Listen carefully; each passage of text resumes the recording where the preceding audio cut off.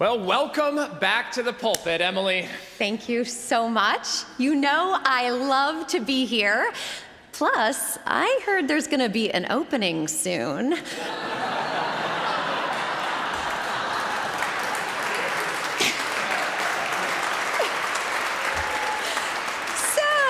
I thought I'd just flex the old muscles, in case I get a call. Yeah, well, lovely to have you. Just for resume's sake, how many years have we been doing this now? This, believe it or not, is our 10th annual joint Christmas sermon. Wow. 10 years in the pulpit, not too shabby. Okay. Plus that one that we did during Easter and COVID. Remember, 11. You popped in? All right, okay. Well, do you remember our first sermon? Oh, yes. Exactly. Exactly what? Yes. I'm sorry. Yes was the title of our first sermon. Oh, yes. No, just yes. Okay. Yes, Stephen, I remember we talked about how it was brave for Mary to say yes when God called. Here I am, the servant of the Lord. Let it be with me according to your word. Here I am. Here I am, servant of the Lord. Let it be with me according to your word. I have to say, 10 years later, that still seems significant.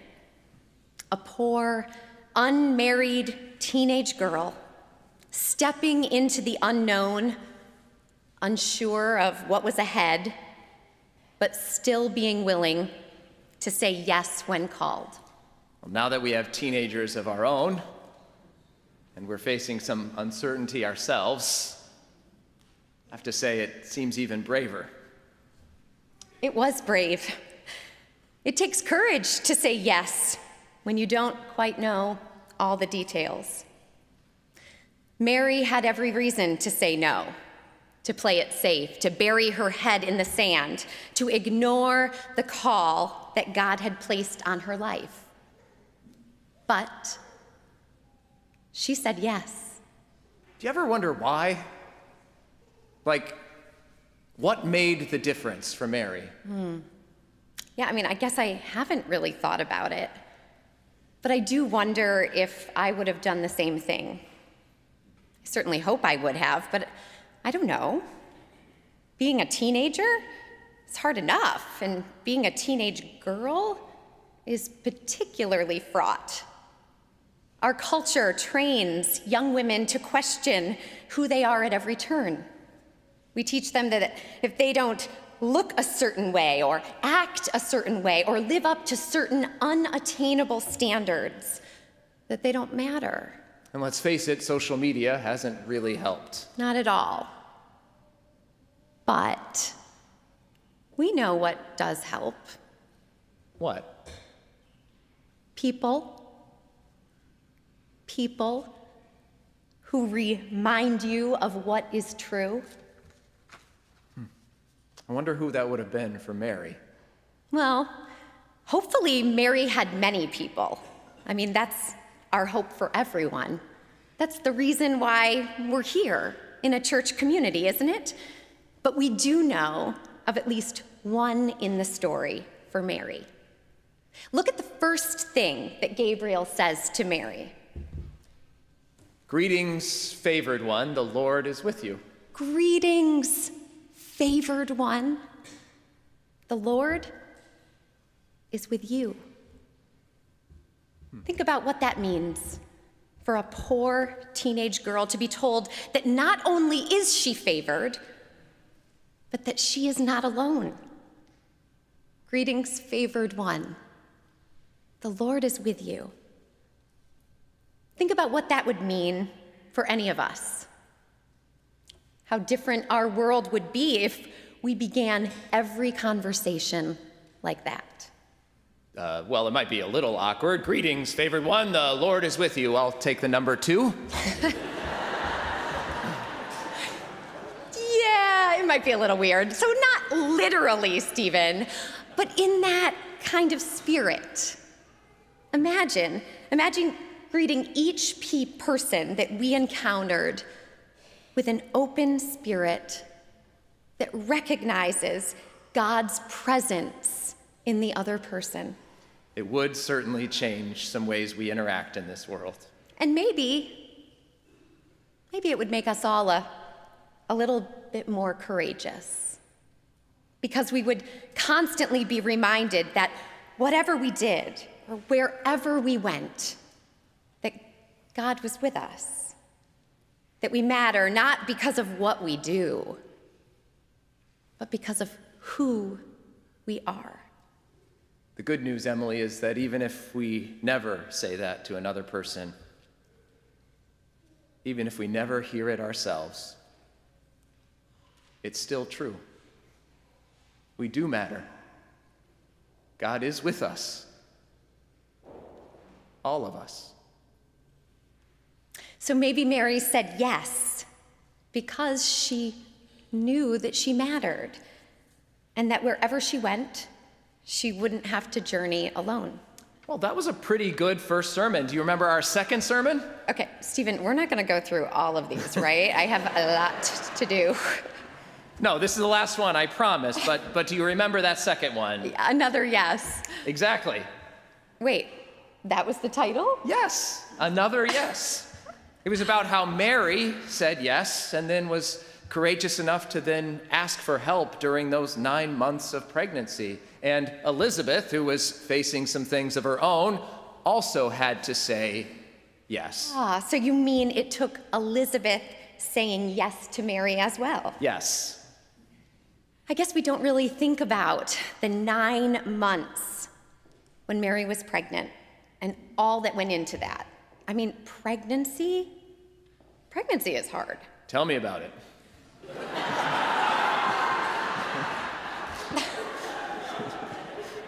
Okay, you don't find out you're pregnant and then have a baby the next week. Well, Christmas is coming, so she better get on that. Okay. Point taken, though, Emily. Mary would have had to deal with the pregnancy, but also with the fact that she was this unwed, pregnant teenager, an adolescent in a time where you could be stoned for that purpose. I mean, we don't treat pregnant teenagers particularly well today, but back then... Can you imagine how hard those 9 months must have been for Mary? I can't. But that is life, isn't it? I mean, it's not like just because we're responding to God's call, everything becomes easy. It's not like when we say yes to something, everything suddenly becomes clear. I mean, look at marriage. Oh, you don't have to tell me. It's not like we agreed to be married and then had it all suddenly figured out. Truth be told, 20 years in, I'm still trying to figure this out. We know you are, Stephen.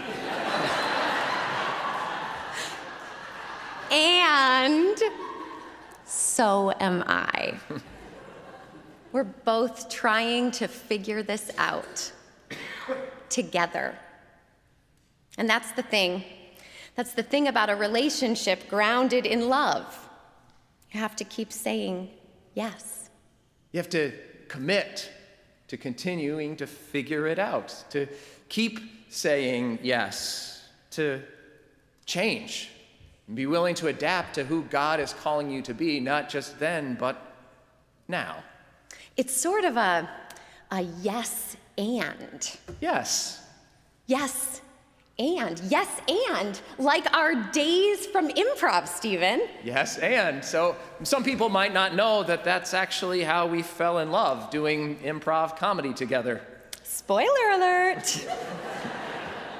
We were in an improv comedy troupe in college called the Babbling Bishops. At Ohio Wesleyan University. The greatest undergraduate institution in the country. Maybe the world. Have we shared that we're passionate alumni? But in improv, the rule is always yes and.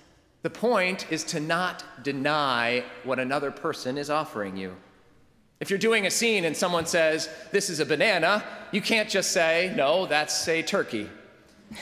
You have to say, "Yes, that is a banana, and it looks delicious. Yes, and I am going to make some banana bread. Yes, and I will create a website that sells that banana bread to the world. Yes, and soon we will be known as the banana bread breadwinners. And scene. Yes, and. Yes, and. That seems like a pretty good rule for life, doesn't it? Being open to another person, to the community, to God. Mary gave us an example. Yes, I mean, when the messenger showed up to say you're going to have a baby, she didn't just say, no, I'm going to have a giraffe. Stephen, she said yes to having a baby. And then she kept saying yes to what she needed to do from that moment on. Yes to asking for help. Yes, and to living with Elizabeth. Yes, and to traveling to Bethlehem. Yes, and moving to Egypt. Wait, what? Yes. In Matthew's gospel, right after the baby is born, Mary and Joseph have to flee to Egypt to escape persecution from Herod. They eventually come back. We don't know how long they were there, but here's the point. At some point, right after the baby is born, they have to move to the southwest.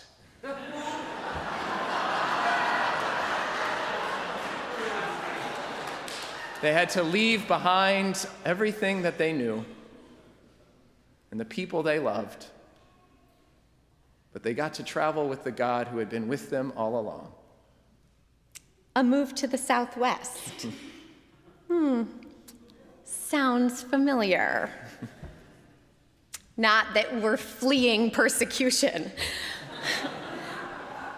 but we are heading southwest in response to where we believe God is calling us. Well, sounds like we're in good company. If Mary and Joseph could make their way to the southwest, if they could keep saying yes and, maybe we can too. What would it mean if more of us were willing to be open to where the Spirit was leading?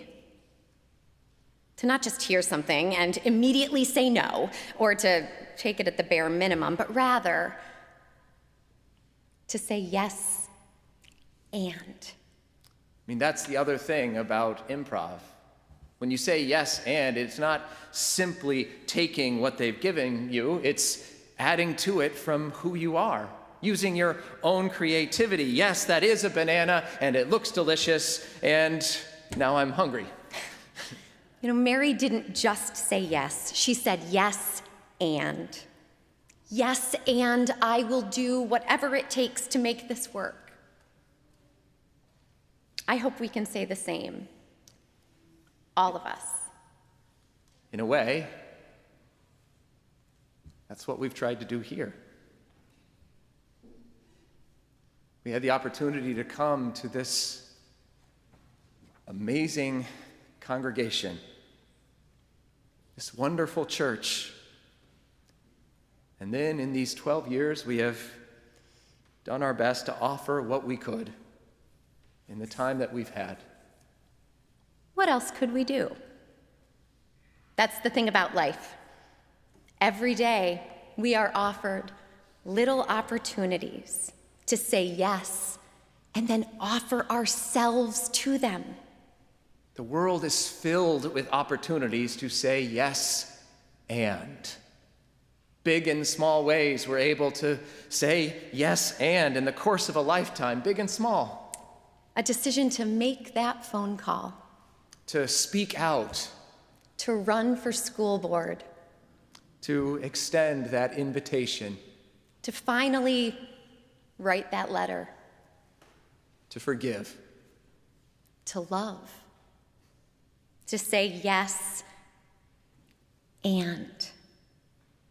Even when it's hard. And even when we don't quite know where it will lead. Keep thinking about all of those really big decisions that we've made in the course of our life together. We've made some pretty big ones. Yes, we have. like the time we had to make the decision to leave our first church in Chicago and head to Princeton, New Jersey for you to begin your PhD. Remember that? How could I forget? We had such a hard time with that decision. Oh, we had such a hard time. It was so emotional. And of course, it makes sense. Ellie was an infant. Charlie was in utero. I had a great job, a career, and we had a wonderful congregation, a church that we loved. And I could have done my PhD in Chicago. And for whatever reason, we just couldn't figure it out. Everything felt so scary. Yes. And we waited until the last possible moment to make the decision. And the night before we had to give our answer, we decided that we were going to stay in Chicago. We decided to stay in Chicago. And then the night came, and we tossed, and we turned, and you got up, and I got up, and Ellie was up, and I got up again, and you threw up. Marriage. And in the morning, we were still determined to stick with the decision to stay. After all, it was the careful decision. It was the safe decision. It was the decision that let us stay comfortable. And I went over to my office to make the call to my would-be advisor in Princeton to let her know that we weren't coming.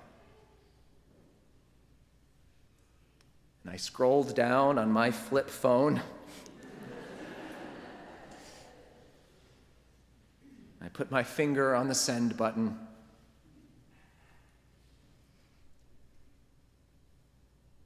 And for whatever reason, I couldn't press it.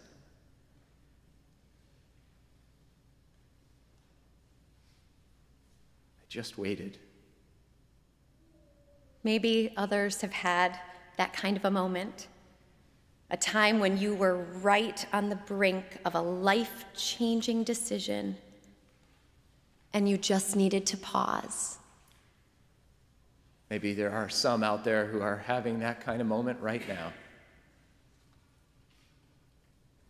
trying to figure out which direction your life is about to take. Doesn't hurt to pause. As I waited with my finger on the send button, I received a call from my own messenger from God. Got a call from you. I said I thought we were making a mistake. And I said, I know. And we cried. We knew we needed to step out in faith, but it just felt hard and scary and uncertain. And it was all of those things.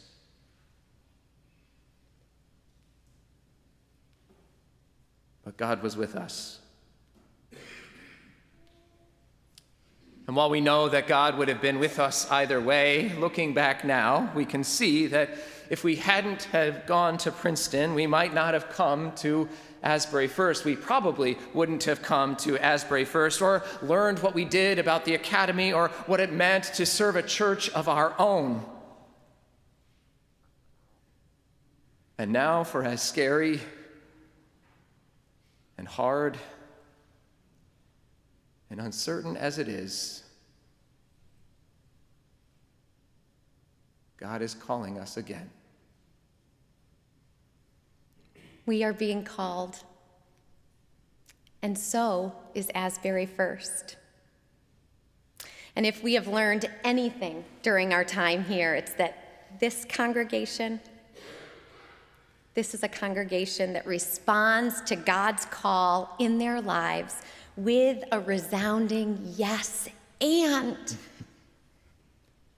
Yes.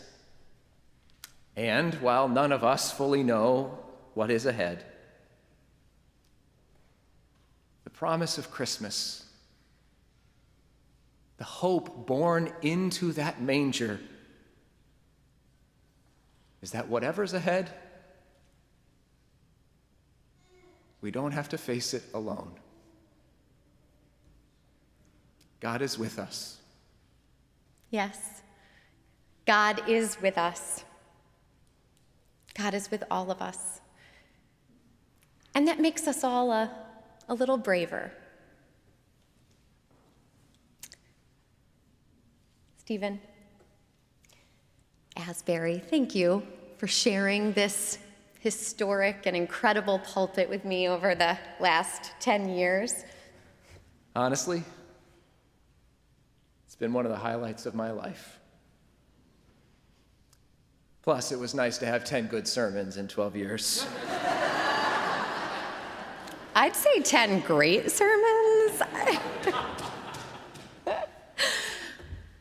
I'm really going to miss this. I am too. But that's the good thing about saying yes and. It's cumulative. You don't leave behind the experiences that you've had or the people that you've loved. You get to build upon those yeses that have come before. I can't wait to see where God is calling all of us and what is in store. Yes. Yes, and. Amen.